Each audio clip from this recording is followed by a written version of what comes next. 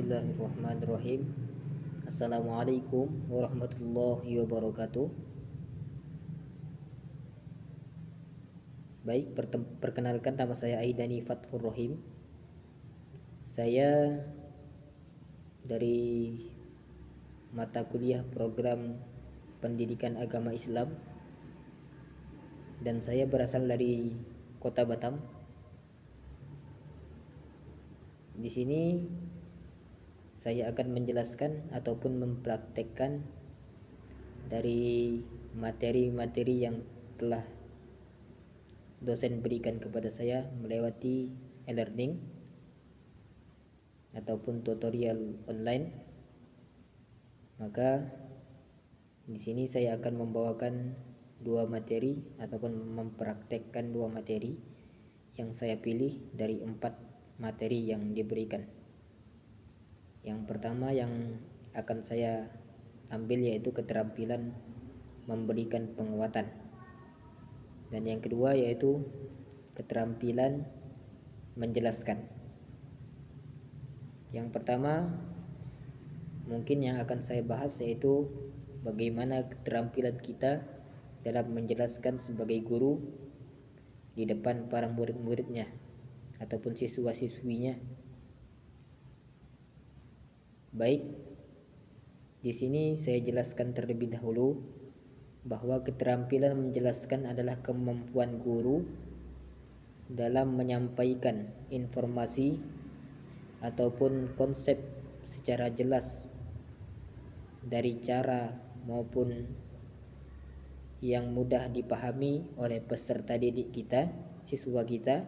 Apa yang kita jelaskan semua bisa dipahami oleh siswa dan siswi ataupun peserta didik yang kita berikan penjelasan tersebut. Penjelasan yang ditandai dengan efektif ataupun penggunaan bahasa yang tepat, contoh yang relevan, serta pengorganisasi materi yang logis dan sistematis, menjelaskan dengan kata-kata dan sesuai dengan yang siswa gampang memahaminya. Jangan menggunakan kata-kata ataupun penjelasan yang mungkin siswa tidak ataupun kurang memahami dari apa yang kita jelaskan tersebut. Karena kebanyakan siswa ataupun siswi di khususnya zaman sekarang ini, di Gen Z apalagi termasuk Gen Z, sangat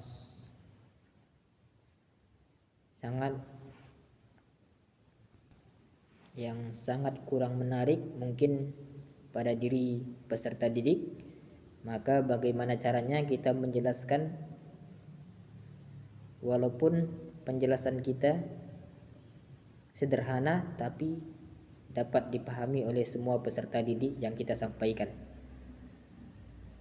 Bagaimana kita merencanakan penjelasan kita, apa saja konsep-konsep yang kita rencanakan untuk menjelaskan kepada peserta didik kita.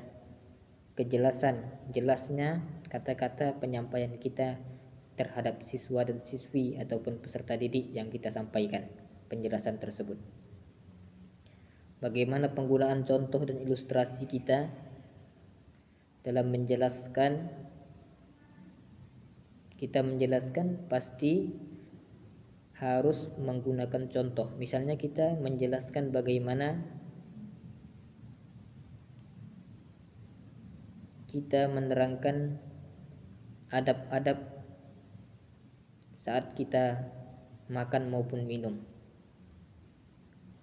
Kita memberikan contoh terhadap para sahabat ataupun baginda Rasulullah Sallallahu Alaihi Wasallam yang telah kita ketahui, kita sampaikan contohnya tersebut kepada siswa. Contohnya bagaimana para sahabat dan baginda Rasul mencontohkan kita, adab kita ketika kita makan maupun minum, itu yang kita sampaikan. Contohnya kita minum secara duduk dan sebagainya, minum dengan sekali teguk membaca basmalah dan alhamdulillah.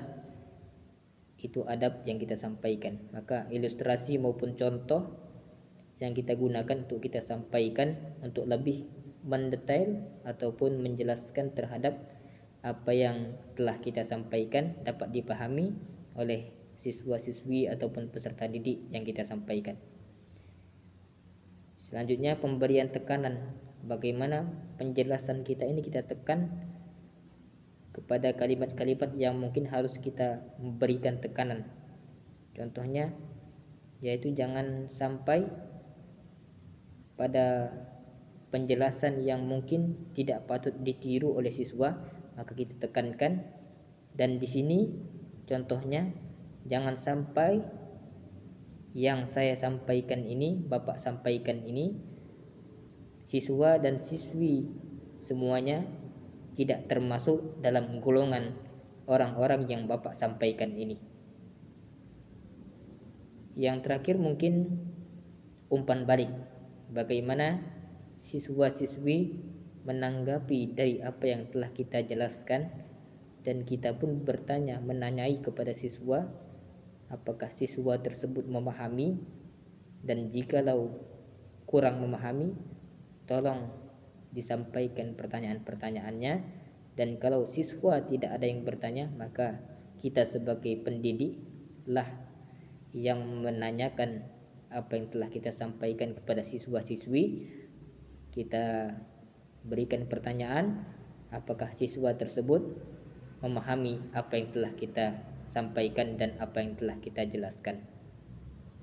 Baik, selanjutnya keterampilan yaitu memberikan penguatan.